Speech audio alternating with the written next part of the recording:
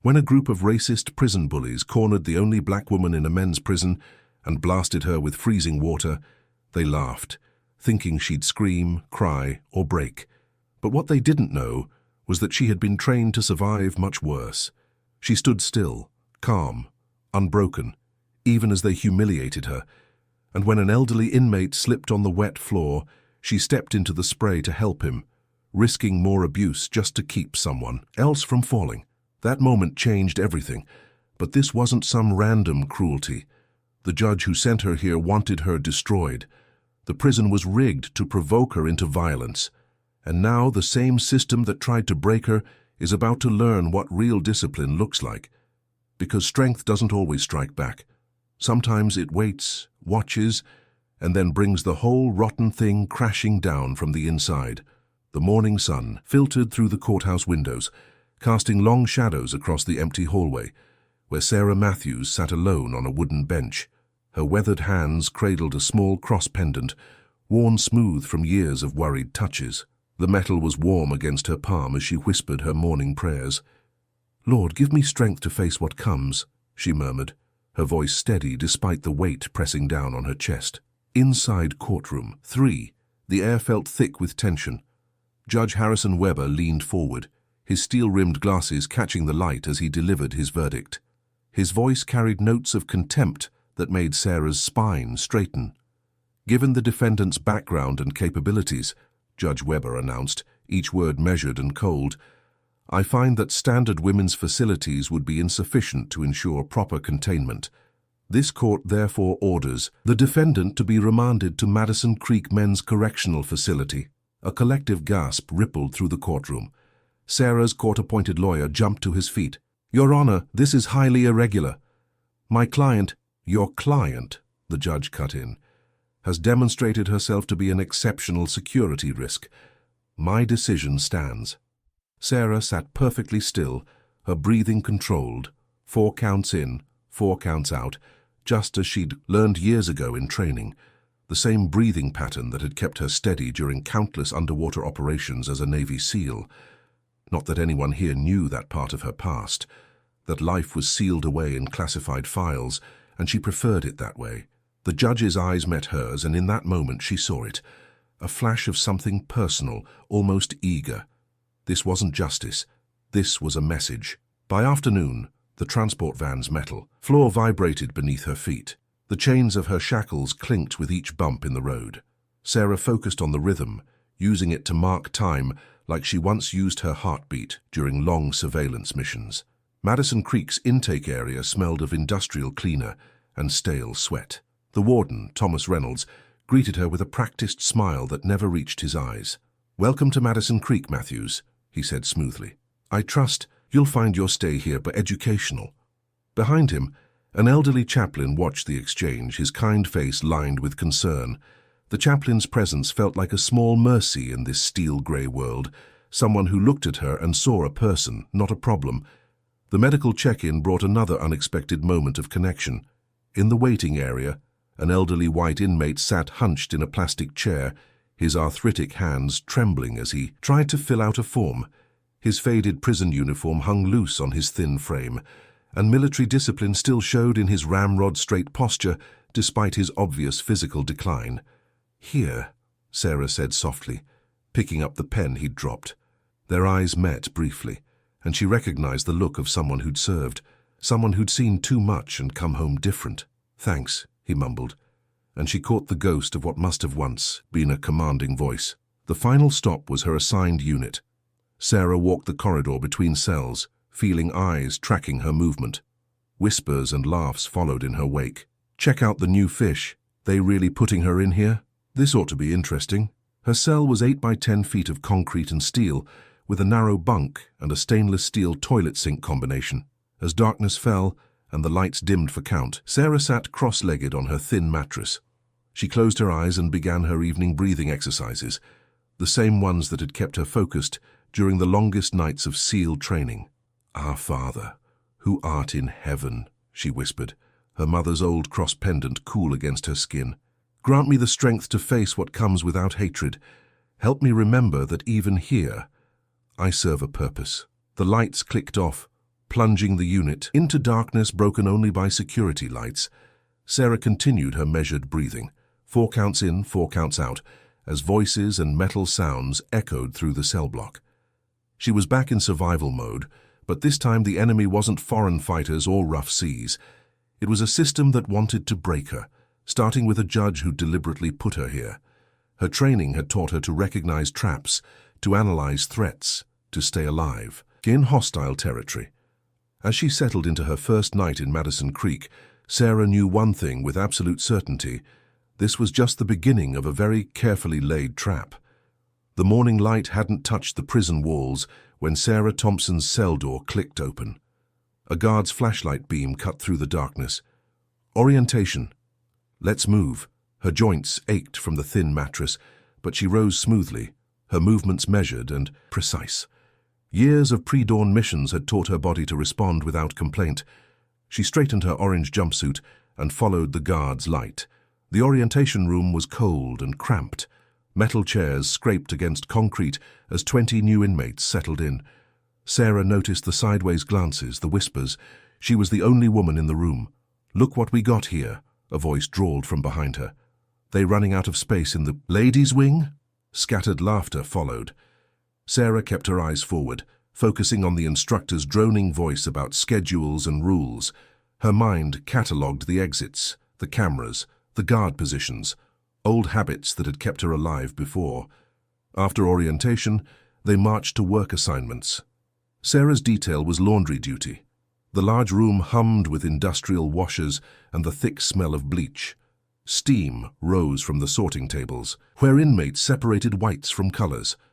A tall man with prison tattoos covering his neck stepped into her path.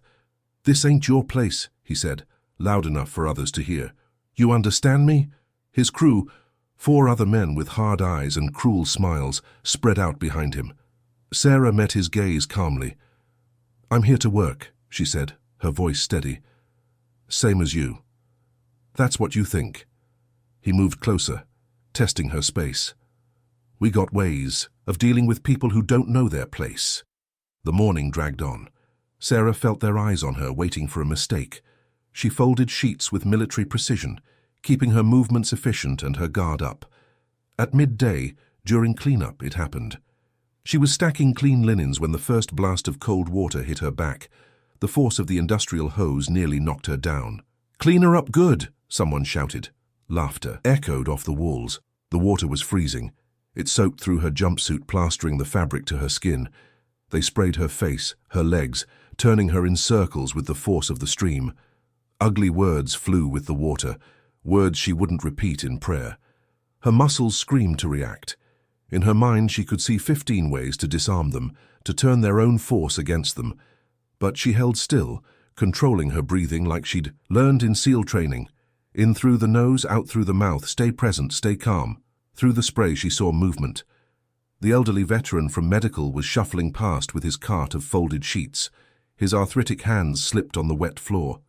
Without thinking, Sarah stepped into the spray, bracing his elbow before he could fall. "I've got you, sir," she said quietly, steadying him despite the water still hitting her back. The old man's eyes widened with surprise and something deeper. Recognition, maybe. A soldier knowing a soldier. Suddenly, alarms blared. Guards rushed in, shouting, boots squealing on wet concrete. The hose dropped, spraying wild as the bullies scattered. Sarah stood dripping, still holding the veteran's arm until she was sure he was stable. Later in the medical office, a nurse wrapped her in a thick blanket.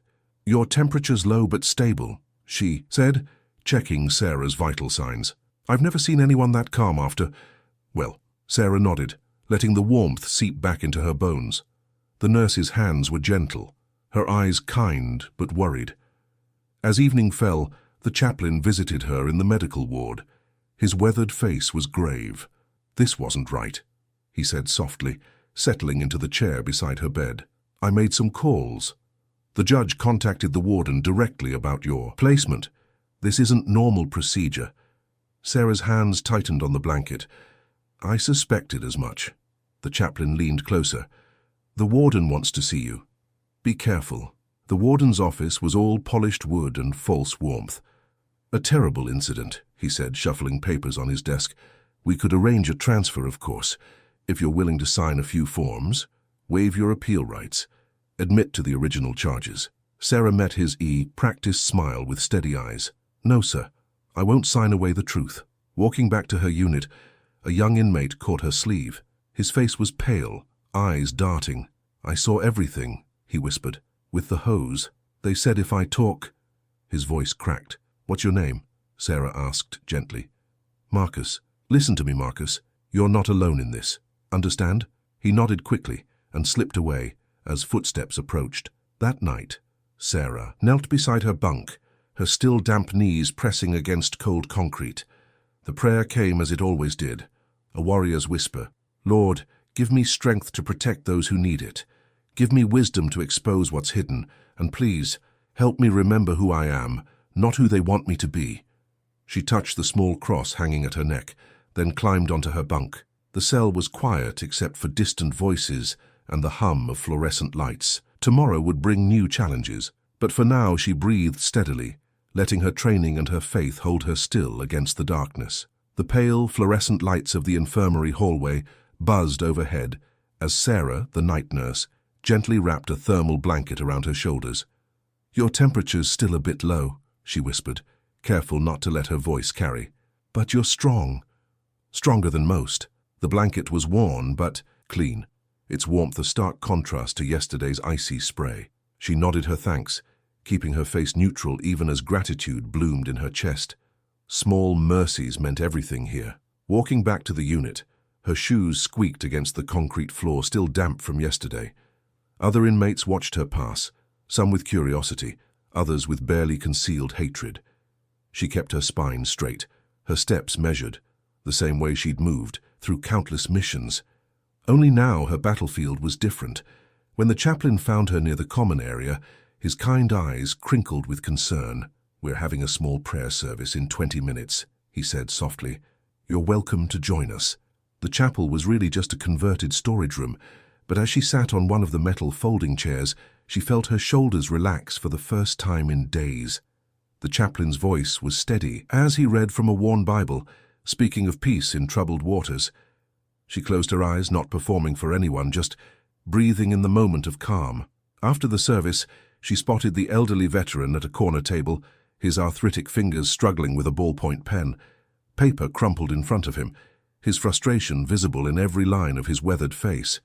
Without hesitation, she approached his table. Need a hand with that letter? He looked up, suspicious at first, then something in his expression softened. Can't seem to get these old fingers to cooperate anymore, he admitted. She sat down beside him, keeping a respectful distance. The table was scarred with years of carved initials and crude drawings, but she focused on his words as he began to speak. Dear Tommy, he started, his voice rough with emotion. It's been 15 years since I've written. Your old man's made a mess of things. He paused, swallowing hard. She picked up the pen, writing in clear, steady letters. Her handwriting was neat, but not too feminine. Years of military reports had given her a serviceable script. As the veteran spoke, she captured his words. His regret for missed birthdays, his hope that his grandchildren were healthy, his wish to make amends before time ran out. From the corner of her eye, she noticed the young witness, hovering near the water fountain, pretending to fill his cup while stealing glances their way. His fear was obvious in the way he kept checking over his shoulder, in how his hands trembled slightly. When he passed close to their table, she spoke just loud enough for him to hear. You did the right thing by surviving today. She didn't look at him directly, didn't draw attention to their interaction, but she saw his steps steady slightly as he walked away. The veteran's letter took shape slowly, each word carefully chosen. I know I don't deserve forgiveness, he said finally, but I hope you'll read this anyway. Love, Dad. She felt the weight of those words, the courage it took to write them. As she helped him fold the paper into neat thirds, she noticed the bullies watching from their usual spot in the day room. Their stares were heavy with threat, testing her resolve, waiting for her to crack under the pressure. During dinner, she sat alone at a corner table, eating methodically while maintaining awareness of every movement around her. The bullies' laughter carried across the room, pointed and sharp, but she didn't flinch. She'd faced worse than their stares. When lights out came, she took extra care folding the veteran's letter into a perfect envelope. Tomorrow she would help him mail it, one small step toward healing. As she lay on her bunk, she made a silent promise. She would build something here, not with fists or fury, but with steady hands and patient words. Real strength, she knew, lay in creating safety without destroying others. The darkness pressed in, but she focused on her breathing just as she had during long nights in training. In, out, measured, controlled. She was exactly where she needed to be, doing exactly what needed to be done. Not with violence, but with the kind of courage that looked like kindness. The cafeteria hummed with morning tension as metal trays clattered against metal tables. Sarah kept her movements measured, spreading butter on dry toast with careful precision. The main bully, a broad-shouldered man with hate in his eyes, slid onto the bench beside her, too close for comfort. "Next time you won't walk away dry," he whispered, his breath hot against her ear. Sarah continued buttering her toast, each stroke deliberate. She felt his presence like a storm cloud, but her voice stayed steady as summer rain. "Thank you for sharing that with me." Her calm response made him twitch. He wanted fear or fury. She gave him neither. After a long moment, he skulked away, leaving behind the scent of cigarettes and frustration. By late morning, Sarah found herself in the laundry room, a maze of industrial washers and dryers that filled the air with steam and the thunderous rhythm of tumbling clothes. The machines provided cover, both from watching eyes and listening ears.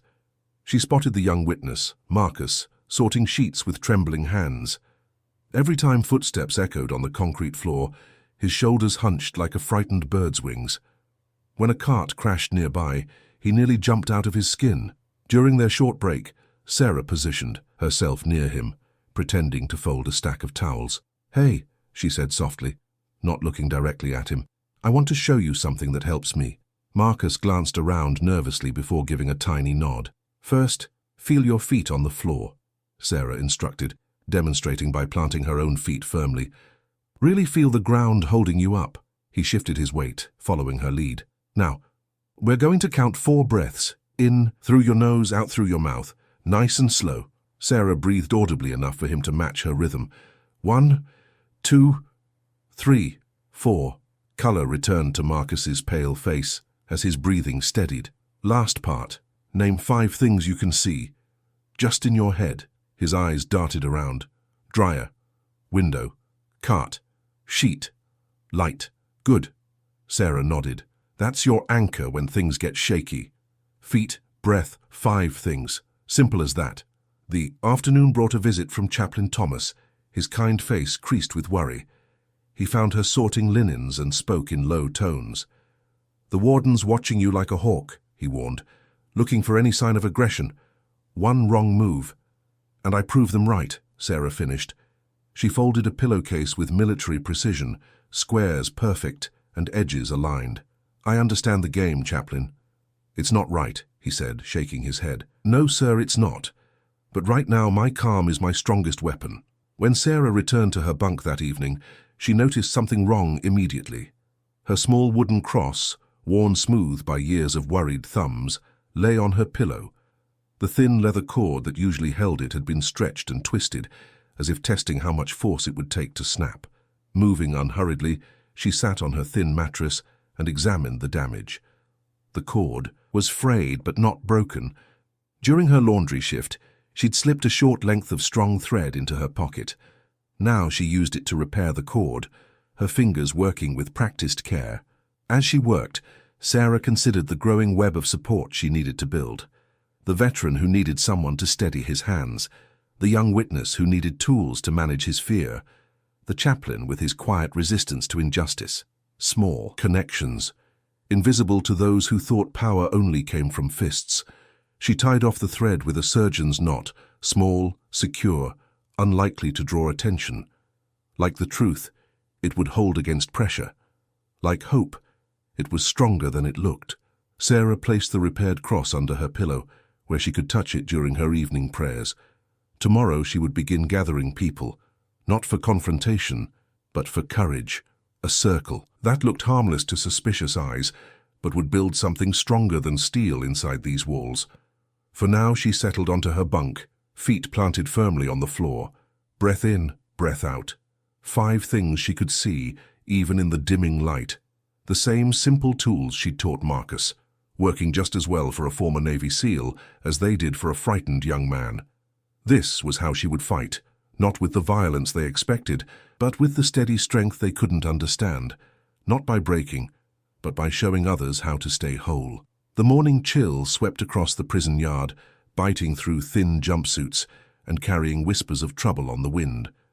Sarah kept her breaths measured, watching white puffs form in the cold air as she paced the cracked concrete, staying alert without looking nervous.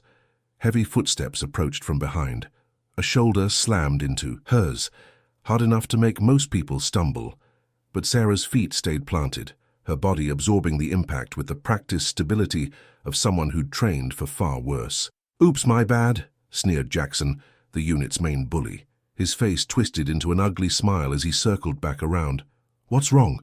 Too scared to do something about it?" Sarah kept her expression neutral, her hands relaxed at her sides. Other inmates gathered to watch, forming a loose ring of curiosity and tension. "Come on," Jackson taunted, stepping closer. "Show us how dangerous you really are. That's why they put you here, right? Because you're such a threat?" He punctuated each word with a step forward. Sarah shifted her stance slightly, not to attack, but to maintain balance. Her voice came out steady and firm, like steel wrapped in velvet. "Back up, Jackson. This isn't worth your time or mine." Something in her tone made him pause. His eyes narrowed, studying her posture with new uncertainty. The confidence in her stance didn't match the submissive behavior he expected. A commotion drew their attention. Mr. Peterson, the elderly veteran, was stumbling on the uneven ground near the basketball court. His arthritic hands grabbed at empty air as his legs started to give way. Sarah moved without hesitation, leaving Jackson behind. She reached Mr. Peterson in 4 quick strides, catching his arm before he could hit the ground. "I've got you, sir," she said softly, supporting his weight. "Guard!" she called out, her voice carrying clear authority without panic. "Mr. Peterson needs medical attention." She kept him steady as he shook, his breathing labored from the near fall. Officer Martinez jogged over, taking in the scene. The security camera above them swiveled slightly, its red light blinking as it recorded everything. Sarah helping instead of hurting, protecting instead of fighting. "Just got dizzy," Mr. Peterson mumbled, embarrassed. "Better safe than sorry," Sarah said kindly. "Let's get you checked out." Later that afternoon, Sarah sat in a hard plastic chair across from Warden Roberts's polished desk. His smile never reached his eyes as he leaned forward. "We're concerned about your presence in the yard this morning," he said smoothly. "Creating disruptions isn't wise." "I was helping Mr. Peterson get medical care," Sarah replied evenly. "After provoking one of our long-term residents." The warden's smile tightened. "Consider this a friendly warning." As he shifted papers on his desk, Sarah caught a glimpse of her file. A yellow post-it note stuck out, bearing the judge's name and a special classification code she didn't recognize. Another piece of the puzzle clicked into place. That evening, Sarah found a quiet corner in the library. With careful precision, she began documenting everything in a small notebook she'd gotten from the chaplain. The date of her sentencing, the judge's exact words, the warden's welcome, the hosing incident, today's confrontation, names, times, witnesses. She recorded it all in neat, tiny writing. When the library closed, she returned to her cell. She'd hollowed out the cover of an old Bible, creating a thin space just big enough for the notebook. As she tucked away her record of truth, Sarah whispered a prayer, not for revenge, but for the strength to keep choosing wisdom over anger. The lights dimmed for evening count. In her bunk, Sarah ran her fingers over the Bible's worn cover, feeling the hidden notebook inside. Each documented detail was a small act of resistance, not with fists or fury, but with facts and faith. "Count clear," echoed through the unit as Sarah closed her eyes, letting her body relax into the thin mattress. She'd chosen truth over rage today. Tomorrow would bring its own challenges, but for now, she had peace in knowing she was fighting smart instead of fighting hard. Dawn crept through the narrow window of her cell, painting thin stripes across the concrete floor. Sarah was already awake, moving through careful stretches that her body remembered from years of training. Each movement was precise but gentle, the kind that wouldn't draw attention. Inhale for 4 counts, hold for 7, release for 8. The morning routine kept her centered, kept her whole. As the first bells rang for morning count, she noticed Mr. Jenkins, the elderly veteran, struggling to stand in his cell 2 doors down. His arthritic hands gripped the metal bed frame, face tight with pain. When the guards started their walkthrough, she caught his eye and motioned him over to the small metal bench outside their cells where inmates waited during count. "May I sit with you?" she asked softly. At his nod, she demonstrated a simple breathing pattern. "Like this, slow and steady. It won't fix everything, but it helps some." His gnarled fingers relaxed slightly as he matched her rhythm. By the time count finished, some of the tension had eased from his shoulders. Around midday, she made her way to the chapel where the chaplain, Father Mike, had arranged chairs in a small circle. They'd planned this carefully. Nothing threatening, nothing that would raise alarms. Just a simple support group for veterans and older inmates. "We're calling it Veterans and Values," Father Mike explained to the small group that gathered.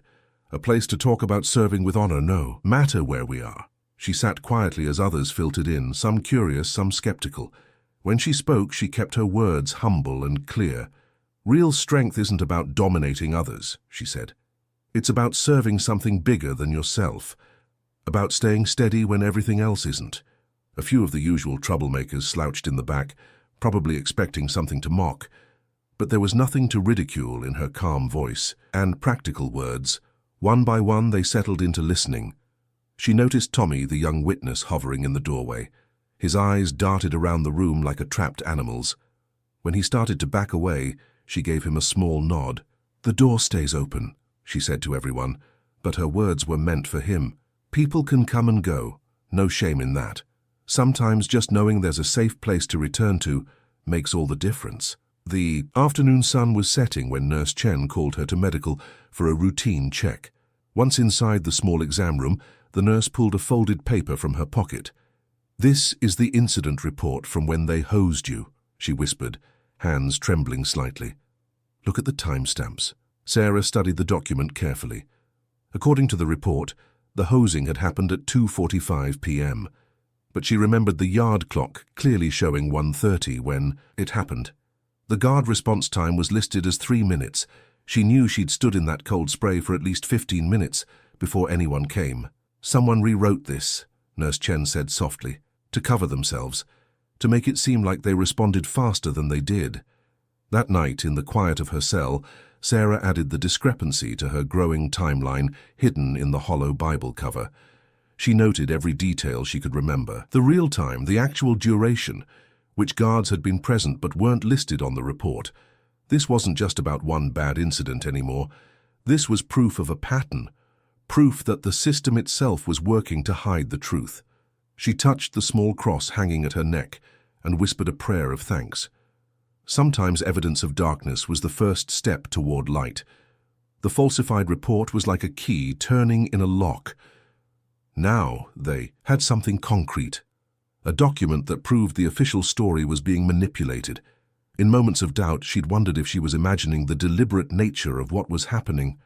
But here was proof, in black and white, that people in power were actively working to cover their tracks. She carefully returned the timeline to its hiding place, making sure the Bible looked undisturbed on her small shelf.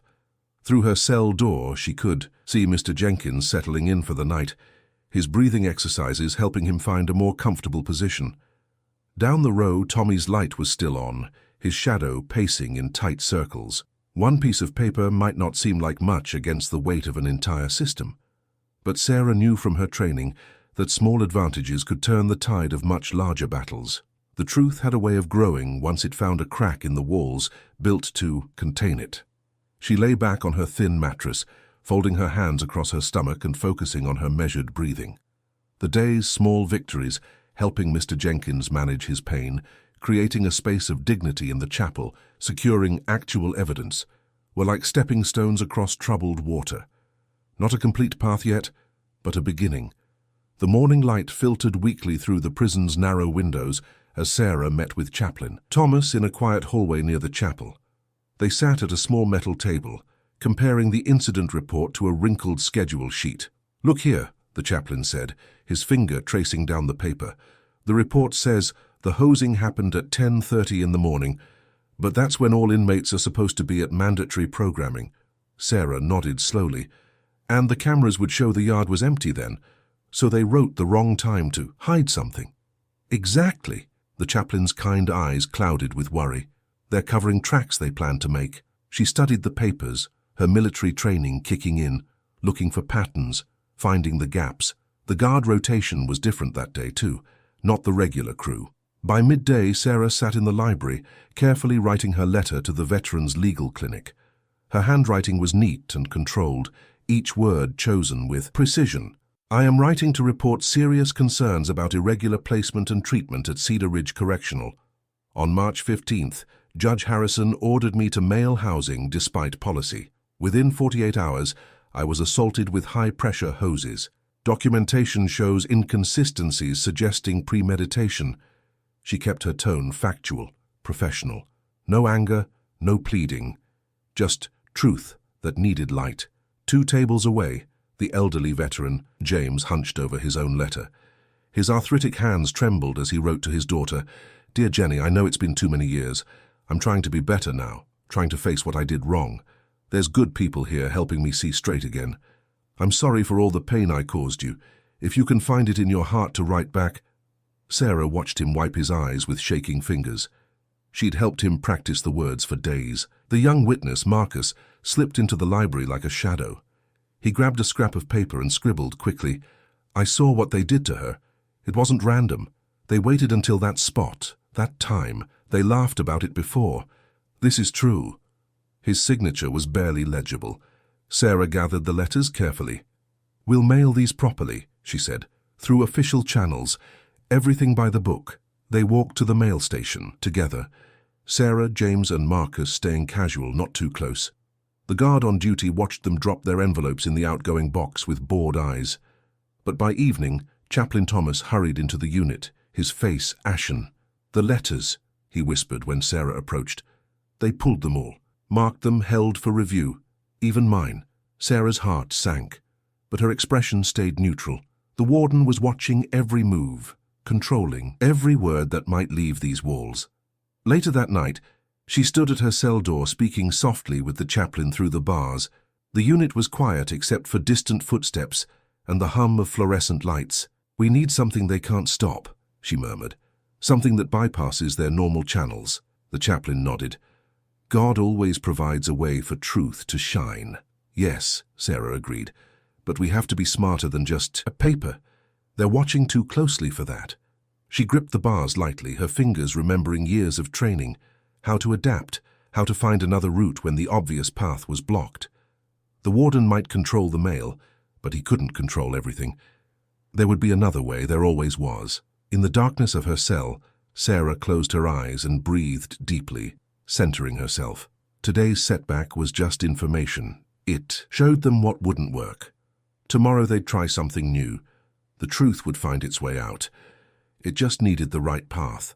Dawn light filtered through the narrow window as Sarah Wilson sat in the warden's office, her hands folded neatly in her lap. The room smelled of coffee and pine-scented cleaner. Behind his polished desk, Warden Peters leaned forward with what looked like concern on his face. "Ms. Wilson, I want to help you," he said, sliding a form across the desk. "Sign this admission of dangerous behavior and waive your appeal rights. I can have you transferred to a more suitable facility by next week." Sarah studied the paper without touching it. Her mother's voice echoed in her mind. "Stay true even when lies look easier." "Thank you for the offer, sir," she said carefully, "but I only need basic safety and a fair review of my case." The warden's friendly smile hardened like cement. "I'm trying to do you a favor here." He tapped the paper with one manicured finger. "Think about it."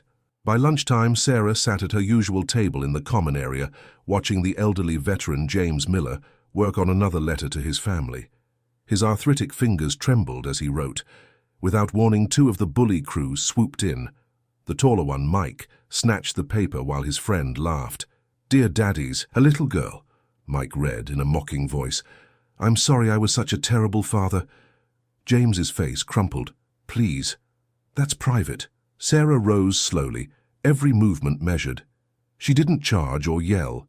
Instead, she positioned herself with careful precision, back straight, hands visible but ready, body angled to see all approaches. It was pure SEAL training, but to untrained eyes, it just looked like quiet confidence. "That letter isn't for yours," she said, her voice firm but calm. Her eyes tracked everything: distances, positions, potential weapons, old habits that kept her alive through 3 tours. Mike hesitated. Something in her stance made him uneasy. He glanced at the exits, then at her hands, steady, controlled hands that looked too sure of themselves. "Whatever," he muttered, dropping the letter. Boring anyway. Sarah retrieved the paper and returned it to James, who whispered a shaky "thank you." She squeezed his shoulder gently. Later, in the chapel's quiet corner, Chaplain Thomas spoke in hushed tones. "I have a friend in facility oversight, but we need solid proof, records, footage, something that shows the pattern." Sarah nodded, thinking of the cameras that had captured the hosing incident. If we could access those files. The PA system crackled to life. "Inmate Wilson, report for classification. Review tomorrow at 0900 hours. Hope flickered in her chest like a small flame. A review meant witnesses, documentation, maybe even outside observers. She spent the evening in her cell, practicing level responses to potential questions. "Lord," she prayed, holding her worn faith token, "let truth find its way to light. Help me stay steady." In the darkness, she could hear Mike and his crew talking in low voices down the block. Their usual swagger seemed shaken. "Did you see how she moved?" Mike was saying. Like she knows something. Military, maybe?" "Man, shut up," his friend hissed. "She's just some woman." But doubt had crept into Mike's voice. The woman he'd tried to break hadn't broken. Instead, she'd shown a kind of strength he didn't understand, and that scared him more than any threat of violence could have.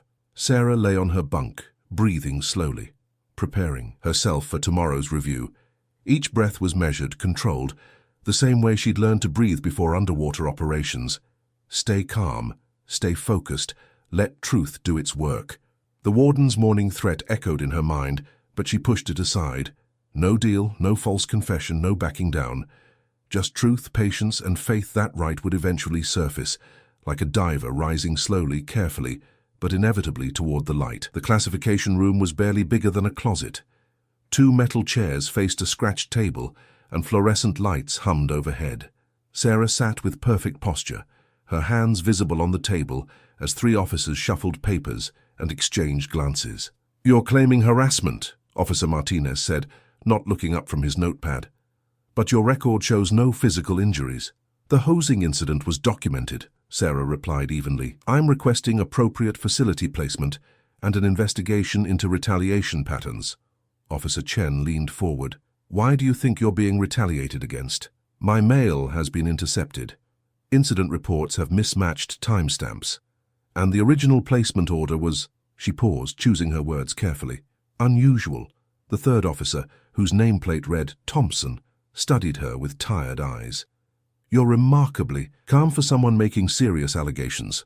"Yes, sir. Calm is what I choose to be." They exchanged looks again. Thompson sighed and pushed a phone toward her. "You get 1 call, 10 minutes. Monitored."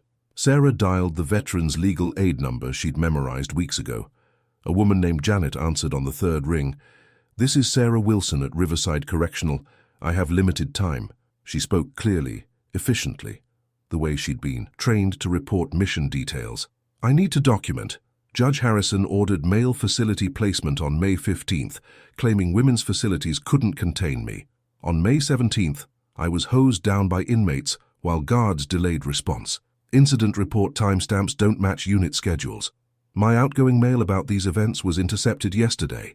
Janet's voice crackled with concern. "We'll request those records immediately. Under FOIA. Has there been physical violence?" "No, but there's clear intent to provoke it. Stay safe. We'll move fast." The line went dead, but Sarah felt lighter. Finally, truth had found an outside witness. Back in the unit, she noticed small changes.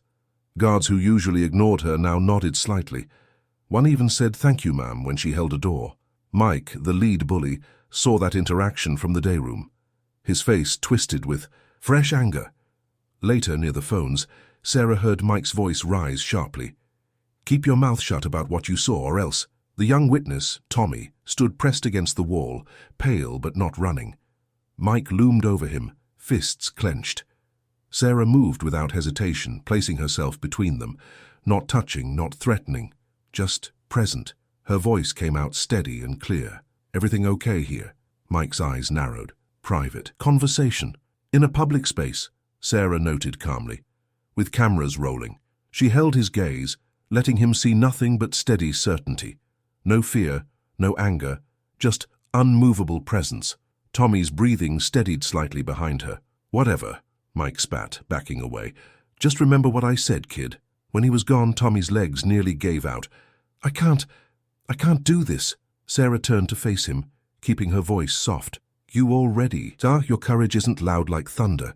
It's quiet like sunrise, but it's just as real. That evening in her cell, Sarah added the phone threat to her timeline. Each documented incident made the pattern clearer. Truth was building brick by brick into something too solid to ignore. Tommy's words from earlier echoed in her mind. I can't do this. But he could, and he was. Sometimes the strongest people were the ones who thought they were weak, until life proved otherwise. She touched her faith token and whispered a prayer of thanks for small victories. Legal aid engaged, Tommy still standing, truth finding its way to light. The path wasn't easy, but it was clear. Stay calm. Stay focused. Let justice work through proper channels. Down the block she could hear Mike pacing in his cell, muttering about respect and showing people their place. But his voice held less conviction now. Every time she chose peace over power, it challenged everything he thought he knew about strength. Sarah closed her eyes and began her evening breathing exercises. In through the nose, out through the mouth. Slow, steady, controlled, just like she'd learned in training. Not because she was afraid, but because she was prepared. Tomorrow would bring its own challenges, but tonight, truth had taken one more step forward. Morning light filtered through narrow windows as Sarah moved through the unit with quiet purpose. Her steps were measured, each movement deliberate, the habits of someone who understood that preparation could mean survival. In the chaplain's office, papers rustled as he gathered statements.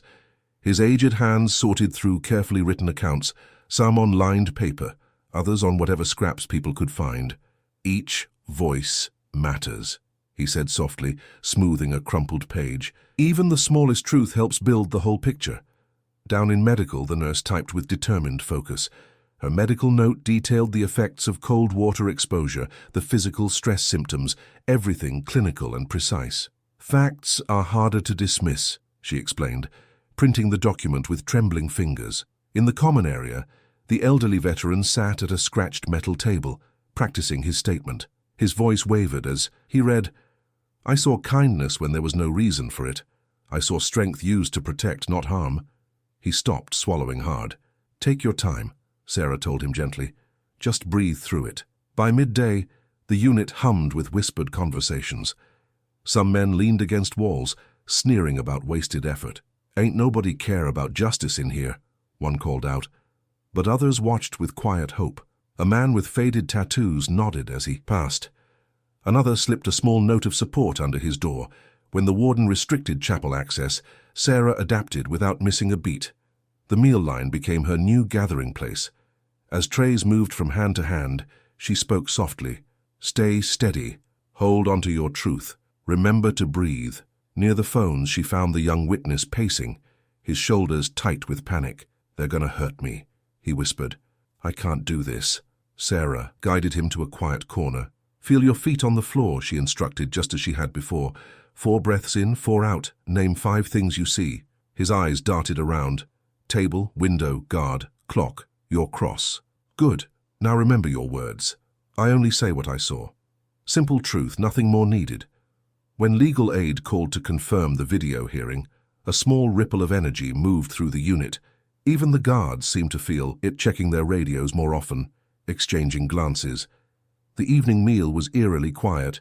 Plastic trays scraped metal tables, spoons clinked against cups, but conversation fell to whispers, as if the whole prison was holding its breath. That's when the mail cart brought the elderly veteran his postcard, just 2 words from family he hadn't heard from in years. Call me, His weathered hands shook so hard he could barely hold the card.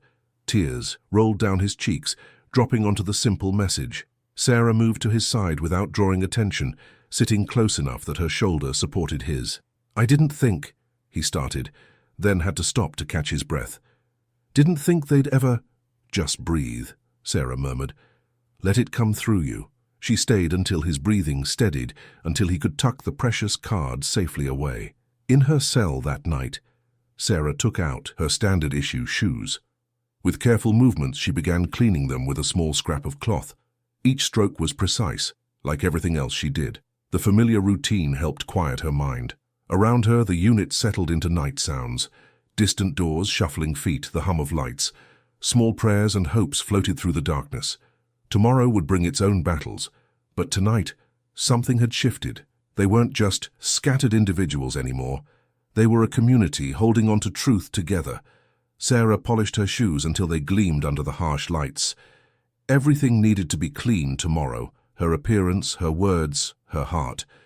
She had learned long ago that truth spoke loudest when it came from a place of dignity. The elderly veteran's voice drifted from a few cells down, practicing one last time. "I saw kindness when there was no reason for it." His voice was stronger now, steady with purpose. The harsh fluorescent lights flicker on at 5 a.m. sharp, accompanied by the familiar symphony of metal doors clanging open across the unit. Sarah rises from her bunk with practiced smoothness, her movements deliberate and controlled. Every morning routine carries extra weight today.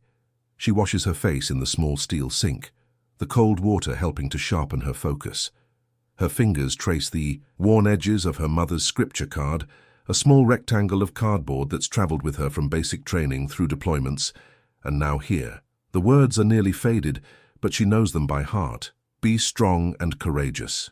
In the mirror, she adjusts her collar with military precision. Each crease matters today. Each detail is a small victory over chaos.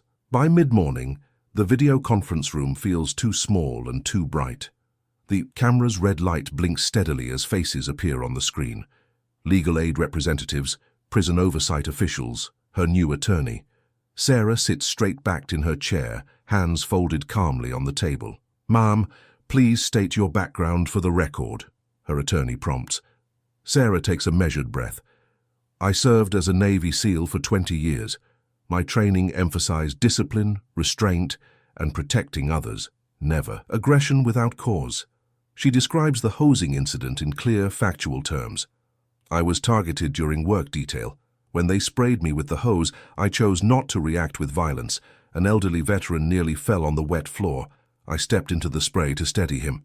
The panel leans forward as she outlines the judge's unusual sentencing, the blocked mail, the altered incident reports. Her voice stays steady, even when describing the threats against the young witness. "I'm not seeking revenge," she explains. "I'm requesting appropriate placement, proper oversight and protection for vulnerable inmates who've spoken up." The head official nods slowly. "Given these irregularities and your service record, we're ordering an urgent review. You'll be flagged for priority transfer while we investigate these systemic issues." Back in the unit that afternoon, the energy has shifted. Guards who once smirked now nod respectfully. Inmates whisper as she passes, but the tone has changed from mockery to something like awe. She spots the elderly veteran struggling with the stairs, his arthritic hands trembling on the rail. Without hesitation, she moves to his side. "Here, let me help you, sir," she says softly, offering her steady arm. From across the day room, she feels the main bully watching. When she glances over, his face shows confusion rather than hatred, as if witnessing kindness has cracked something in his certainty. The chapel fills beyond capacity that evening. Men who normally avoid anything soft slip into back row seats. The elderly veteran reads his letter aloud, voice shaking but determined. The young witness sits near the door but doesn't run. Even the nurse finds an excuse to linger, smile genuine for once. Sarah leads them in a simple prayer about hope and healing. The usual restless shuffle of feet goes quiet. Something deeper than fear or force holds the room still. Later, in her bunk, she carefully opens her notebook to its hiding place inside the hollow Bible cover. Her pen moves slowly across the page. Hope is a discipline too. For the first time in weeks, the night feels lighter. Not perfect, not finished, but filled with possibility. Real change requires more than one victory, but this taste of justice has awakened something. In cells across the unit, men fall asleep, holding on to hope like a newly discovered treasure. Sarah folds her hands and whispers a prayer of gratitude. Tomorrow will bring its own challenges, but tonight she allows herself to feel the simple joy of truth being heard and dignity being restored. One small step toward making things right. The quiet after lights out carries none of its usual tension. Instead, a gentle peace settles over the unit, fragile but real, like the first warm breeze after a long winter. The morning sun barely touched the prison walls when Sarah felt it. That familiar stillness before a storm. Her small victory at yesterday's hearing had spread ripples of hope through the unit. But hope, she'd learned long ago, made some people dangerous. She sat cross-legged on her bunk, holding her mother's worn prayer card, when the first echoes of boots thundered down the corridor. Not the usual morning shuffle. This was coordinated movement, purposeful and heavy. "On your feet! Against the wall!"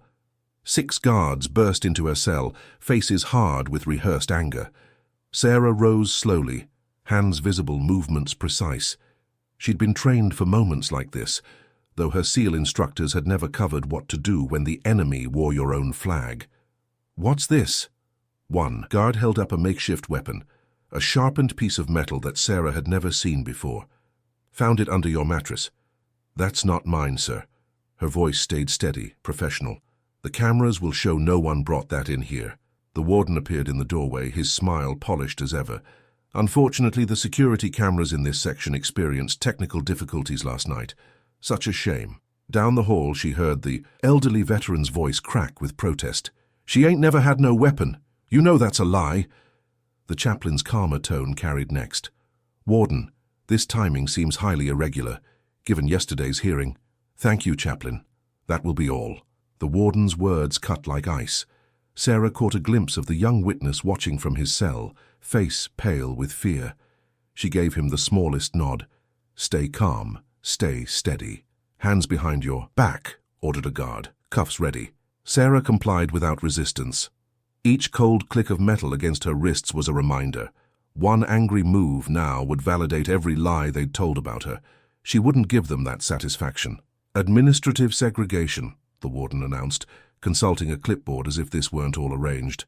"Pending investigation of staff threats and weapons possession." They marched her through the unit, past faces pressed against cell bars. Some looked away. Some watched with worry. The bully crew smirked, but even their leader seemed unsettled by how easily the system could swallow someone whole. The isolation unit lay deep in the prison's belly, where even sunshine felt like a rumor. The cell they chose for her was barely bigger than a closet. Concrete walls, steel toilet, thin mattress, no window. The air hung thick with old despair and cleaning chemicals. "Enjoy your new accommodations," the warden said as the door sealed shut. His footsteps faded, taking all sound with them. Sarah stood perfectly still, letting her eyes adjust to the dimness. She'd survived worse spaces in training, shipping containers, underwater caves, desert holes. But those had been tests with endings. This was different. Hours stretched like taffy. Somewhere above, the prison's daily rhythm continued. Without her, she caught fragments of movement. Lunch carts rolling, doors opening and closing, distant announcements garbled through old speakers. Then, late in the day, a burst of shouting echoed down the corridor. A heavy door slammed. After that, silence dropped like a curtain. Sarah sat cross-legged on the thin mattress, back straight, hands relaxed in her lap. She wouldn't let this space shrink her spirit. She began to pray, not in whispers, but in a clear, quiet voice that filled the empty air. "I will not become what they are calling me," she declared to the concrete walls. It wasn't denial. It was a choice, renewed with each breath. She thought of the young witness, probably terrified now, the elderly veteran likely blaming himself, the chaplain perhaps already working his quiet channels, the nurse with her careful records, even the bully who'd begun to question things. The warden could lock her away, but he couldn't silence everyone. Truth had its own gravity. It pulled at hearts and consciences until something broke open. Her job now was to stay whole, stay clear, stay faithful. Let others carry the story she couldn't. When lights out came, dropping her into perfect darkness, Sarah settled into the breathing pattern that had carried her through countless missions. 4 counts in, 4 counts hold, 4 counts out, steady as stone, faithful as dawn. They wanted her to crack, to rage, to prove them right. She would show them something stronger instead. A peace they couldn't break. The concrete walls of solitary held nothing but silence and cold air. Sarah breathed in slow counts, the way she'd learned in training. 4 counts in, hold for 7, 8 counts out. Her body knew this rhythm like an old friend. She moved through small exercises, ankle circles, shoulder rolls, quiet stretches that wouldn't draw attention, anything to keep her muscles from freezing up with fear. The cell was barely 6 steps long, but she paced those steps with purpose, counting each one like a prayer. The morning light filtered weakly through a high window, casting shadows that crept across the floor like lonely things. Time stretched like taffy, marked only by the shuffle of feet outside and the clang of metal doors. Around midday, Nurse Martinez came to check her vitals. The nurse's gentle hands moved efficiently, checking pulse and blood pressure, while guards watched through the door slot. "Blood pressure's good," Martinez said quietly. Then, as she gathered her things, she slipped something under the meal tray, a small folded paper. "Try to eat something," she added in her normal voice. When the door clanged shut, Sarah carefully unfolded the note. "We still have the report. Don't lose hope." She held those words close, letting them warm her like sunshine. Outside in the main unit, Jason Miller, the bully who'd led the hosing attack, watched 2 guards corner the young witness near the phones. The kid's face was pale with fear as the warden approached, all polished shoes and practiced smile. "Just say you were mistaken about what you saw," the warden was saying. "Simple mistake. Anyone could make it." The young inmate's hands shook as he gripped the phone handle. Miller turned away, but not before he heard the warden's voice drop lower, almost proud. "We're breaking her down in there. Matter of time before she shows her true colors." Something twisted in Miller's gut. Not triumph, but a sour, heavy feeling he didn't want to name. The image of the woman stepping into the spray to protect old Jenkins floated unwanted through his mind, the calm in her eyes, the steadiness of her hands. He remembered suddenly with stark clarity his mother's hands folded in prayer at their kitchen table years ago. "Jason," she'd whispered, "there's always time to choose better." He'd laughed at her then. The memory stung now like antiseptic on an open wound. Evening chapel service was ending when Miller found himself lingering in the doorway. The chaplain was gathering prayer books, his movements unhurried. "Sir?" Miller's voice came out rough. He cleared his throat and tried again. "Need to ask you something." The chaplain looked up, wise eyes taking in Miller's tension. "Come in, son." Miller glanced over his shoulder before stepping inside. His hands were sweating. "If somebody—" He swallowed hard. "If I told the truth now, about everything, would it even matter anymore? After what we did?" The chaplain set down the books and gave Miller his full attention. "Truth matters most when it costs us something," he said quietly. "That's what makes it brave." Miller nodded once, sharp and quick. He turned to go, then paused. "She never swung at us. Not once. We kept pushing, but she just wouldn't." "No," the chaplain agreed. "She wouldn't." Back in his cell that night, Miller pulled out the evidence he'd collected. Insurance, he'd told himself at the time, in case things went wrong. A copied log showing the hosing was planned, not spontaneous. A phone photo of the contraband paperwork with impossible timestamps that proved it was planted. He stared at the proof in his hands, proof that could help the woman he'd tried so hard to break. His mother's voice echoed in his memory. "Choose better." In her dark cell, Sarah whispered her nightly prayer into the silence. Let truth walk through locked doors. She didn't know that truth was already stirring, taking its first steps through an unexpected heart. The night settled deeper. In separate cells, 2 people lay awake, one finding courage to tell truth, one finding strength to endure until truth arrived. Outside, stars wheeled overhead, constant as hope, bright as mercy. Dawn light filtered through the infirmary's small windows as the chaplain and nurse met between metal shelves stocked with gauze and bandages. Their whispers barely disturbed the sterile air. The bully's heavy footsteps approached, then slowed. His usual swagger was gone. He glanced both ways before pulling papers from inside his shirt. "Here," he said, voice rough with something that might have been shame. Got timestamps that don't match. Staff names, where they keep the backup files. His hands shook as he passed over the evidence. Never meant for it to go this far. The nurse tucked the papers into her clipboard, while the chaplain nodded slowly. Thank you for choosing truth. By 10 o'clock, the chaplain sat in his office, phone pressed to his ear. His voice remained steady as he spoke to the state oversight hotline. Yes, I have documentation. Yes, immediate safety concerns. Retaliation against a witness. He paused to listen. I understand. Yes, I can verify everything I'm telling you. He made a second call to the Veterans Advocacy line, describing the situation in careful detail. We have proof of targeted harassment, falsified reports, and corruption, reaching up to the judge who ordered this placement. The nurse kept working her normal rounds, her clipboard holding evidence that could change everything. She checked vital signs and handed out medications, acting calm while her heart raced. Just after lunch, 3 state investigators walked through the front gates. They wore plain clothes and carried folders, but their badges gleamed at their hips. The warden met them in the lobby, all polished smiles and smooth words. We'll need to schedule this properly, the warden said. Perhaps next week. The lead investigator cut him off. We need access now. Records, camera footage, staff schedules.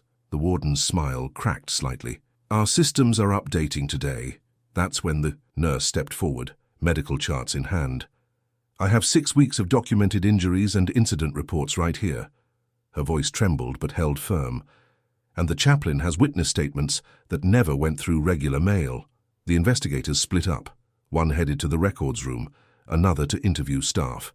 The third followed a guard toward the isolation unit. They found her sitting cross-legged on the cold floor, back straight, eyes clear. She stood when they entered, movements smooth and controlled. In a small interview room, she told her story without rage or self-pity. The judge ordered male prison placement, claiming I was too dangerous for women's facilities. She described the hosing incident, the retaliation, the planted contraband. I chose not to react with violence because that would have proved their story about me. The lead investigator leaned forward. You maintained remarkable restraint. I was trained for worse situations, she said simply. As a Navy SEAL, you learn that real strength stays controlled. By evening, the prison hummed with nervous energy. Investigators sealed the camera room and separated staff for interviews. The warden's office door stayed closed, but raised voices leaked through. Guards moved her to a secure holding unit, away from both isolation and general population. The cell was clean with actual sheets on the bunk. A hot meal arrived, real food, not cold isolation trays. As night settled over the prison, she heard familiar footsteps in the hall. The chaplain's gentle voice came through her door. You're not alone anymore. This is moving faster than they can stop it. She sat on her bunk, holding her small faith token. For the first time in days, she felt warm. Not just from the proper meal or better blanket, but from deep inside where truth had finally found its light. The morning air felt different, heavy, like the whole prison was holding its breath. Sarah Matthews sat in her protected holding unit, listening to the unfamiliar silence. No shouting, no banging doors, just whispers and careful footsteps. Day 1 of the investigation started with men in suits carrying briefcases. They looked tired but determined, like they'd seen this before and knew exactly what to do. Through her window, she watched them march past, heading straight for the warden's office. Ma'am! A young guard she hadn't seen before appeared with a clipboard. They'll need to speak with you at 2 o'clock. She nodded, keeping her face calm. I'll be ready. The afternoon stretched into evening. In a small interview room, she told her story again, every detail, every date. The investigators took notes without commenting, but their eyes stayed sharp and focused. We'll need several days, one said finally. You'll stay in protective custody. That night she prayed longer than usual. Lord, let truth have legs to walk and wings to fly. Day 2 brought more suits, more questions. The young witness, Tommy, was called in. She glimpsed him in the hallway, shoulders curved like question marks. You can do this, she whispered as he passed. He straightened just a little. By evening, word spread. Tommy had spoken clearly without breaking. The nurse confirmed his timeline matched the medical logs perfectly. Day 3. The elderly veteran, Mr. Wilson, wheeled into interviews with proper medical support, oxygen tank and all. His hands still shook, but his voice held steady as he described what he'd seen. "That woman saved me twice," he said. "Once from falling, once from giving up." Day 4 started with the bullies' confession. Through the walls, Sarah heard his voice crack. "We did it on purpose. The warden knew. I got the orders." That evening, her legal aid called. "The judge's placement order is being challenged. Emergency hearing next week." Days 5 through 7 brought a parade of staff interviews. Guards who'd looked away, officers who'd followed orders, each one adding another piece to the puzzle. The nurse finally handed over every medical record, every incident report. The timestamps told their own story, one the warden couldn't explain away. Day 8. The chaplain testified for hours, bringing years of careful notes, not just about Sarah's case, but patterns stretching back, other inmates, other cover-ups. "This place needed light," he told her later through the door. "You were the match that lit it." On day 9, Sarah watched through her window as the warden was escorted out. No, smile now. Just a tight face and stiff shoulders. The guard who'd helped plant evidence was gone too. "Temporary administration coming in," someone whispered in the hall. "State oversight." Day 10 dawned clear and cold. Sarah sat in a video hearing room, watching faces on the screen study her case. The judge's special placement order crumbled under scrutiny. Her transfer was approved within hours. "You'll move tomorrow," they told her. "Women's facility, minimum security." That evening, Mr. Wilson rolled up to her door one last time. "They're giving me proper medical care now," he said, "maybe even early release to a VA facility." Tommy stopped by too, escorted by his new program coordinator. "I start classes next month," he said. His voice was stronger, his eyes clearer.